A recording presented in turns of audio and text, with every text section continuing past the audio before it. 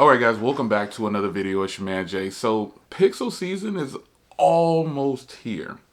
Now you guys know my experience with the Pixel devices over the years. It's been kind of a mixed bag. Once the Pixel 6 hit, I was kind of like, I'm surprised that it dropped that way, but I'm really hoping and praying that the Pixel 6a can definitely boost them back up. Now, one reason I'm excited about the Pixel 6a is because it has pretty much the internals of the Pixel 6, but it's a nice smaller form factor coming in at 6.1 inches on display.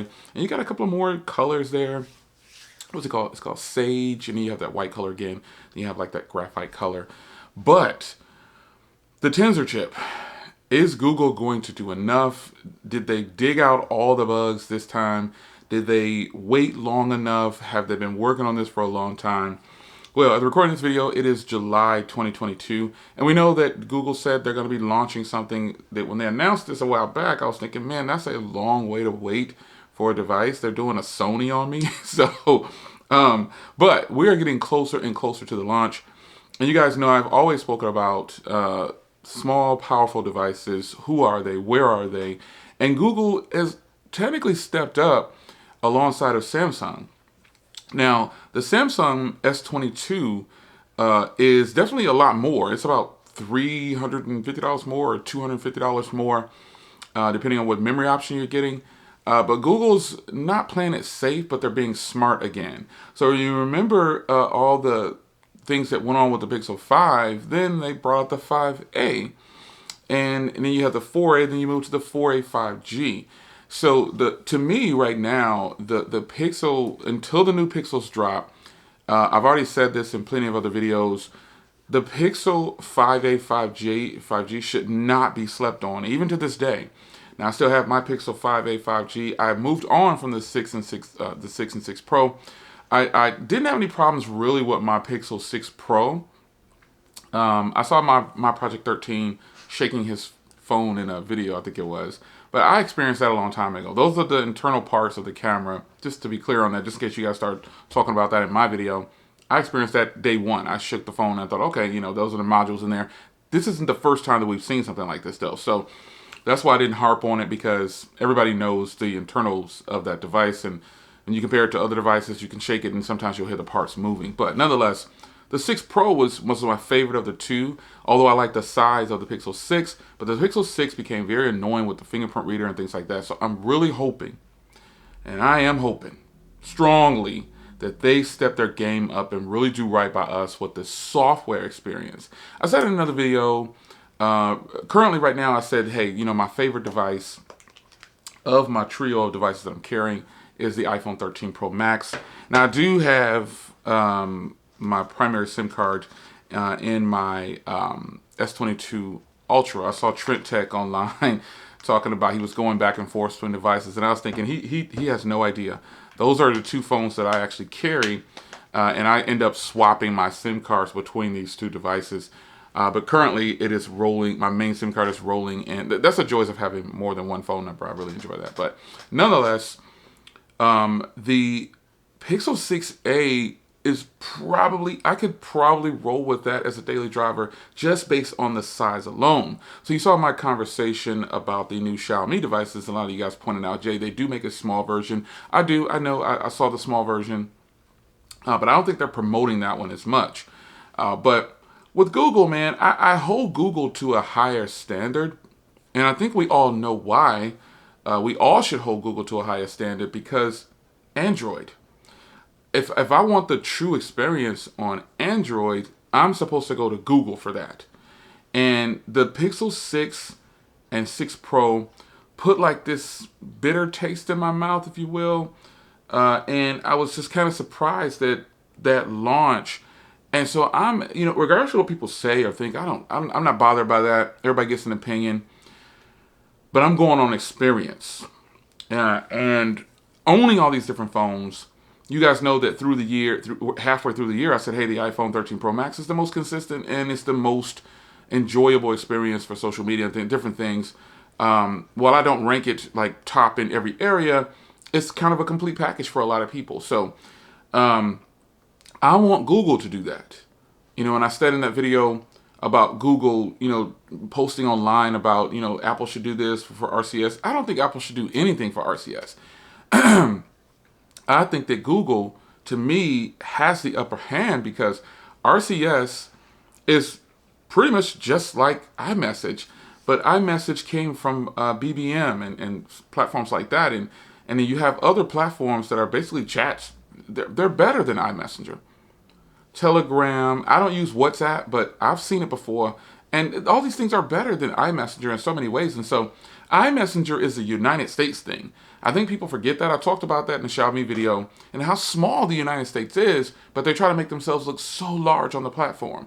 iMessage is not famous everywhere. That's a US thing.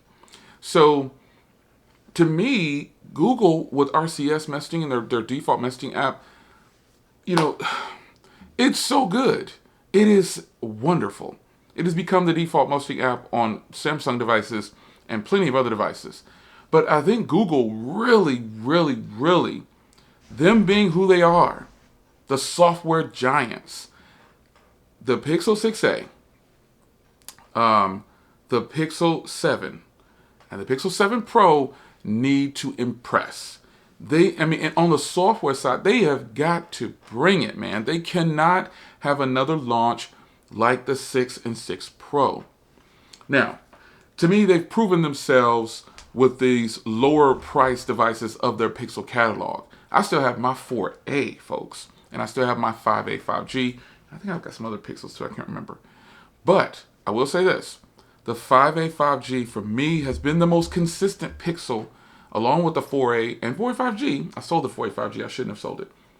But I sold both of them. I had a white one and a black one.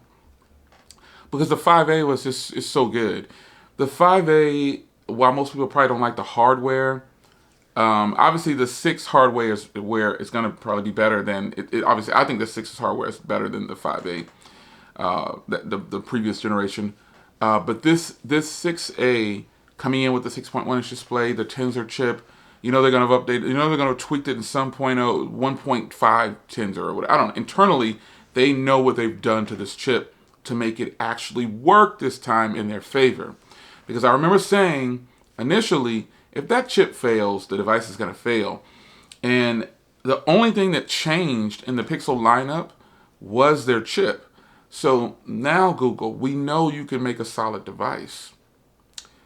This time, and I know they watch and I know they're listening. They're not immune to getting feedback from people saying, oh, it was trash or it was this or it was that. I know they know. So for me, the 6A is going to say a lot about what the 7 and 7 Pro can do. Because what we don't want to happen is the 6A to come out and be so good that it outsells the 7 and 7 Pro. It's totally a possibility. It's $450. And when you compare that, again, I've been preaching this for so long that every company gives you an out, meaning you don't have to buy that expensive device that they're selling. They've got one, but it may not have this bell and this tweak and this. It can do pretty much everything the same. So the 6A is coming soon. At the recording of this video, there's no 6A. I don't have a 6A hidden away. There's no nothing. But at the recording of this video, in almost the beginning of July is when this video has been recorded, 2022. I don't have a Pixel 6a. I want a Pixel 6a. I'm going to get a Pixel 6a. And I'm going to bring it to you and compare it to the 5A 5G to see if they're really doing anything different besides hardware. And I got a feeling the 6A is going to be great because I'm hoping that it launches with 13. If it doesn't, I know it's going to get 13 because you don't want to launch the new device and then have your older devices on the newer software. We don't want that. So the 6A is almost here, and I believe that's the first one to launch from them all. I believe that one's supposed to launch in July. Don't quote me on that, but I know that the 6A is, I think the 6A is supposed to launch first, along with some earbuds. Really ready to check out their earbuds because the Pixel Buds to me were phenomenal. They were really good. It got to the point where I was telling people, like, why buy the higher price ones when the Pixel Buds A are really solid. They may not have all the functions, but sound quality for me is where it's at. So it's up to you to determine whether or not you want to pick up the 6A, but I plan on bringing it to you right here on this channel and breaking it down as much as I can and showing you all the ins and outs.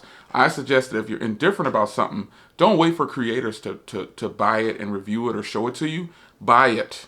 Just buy it. So then you're not swayed in any kind of way on what a creator thinks, and you have your own experience. So this is your man Jay. Hope you guys enjoyed. The 6A is coming. Are you going to buy the 6A? Are you going to wait for the 7 Pro? Are you going to keep your current Pixel, which is whatever it is?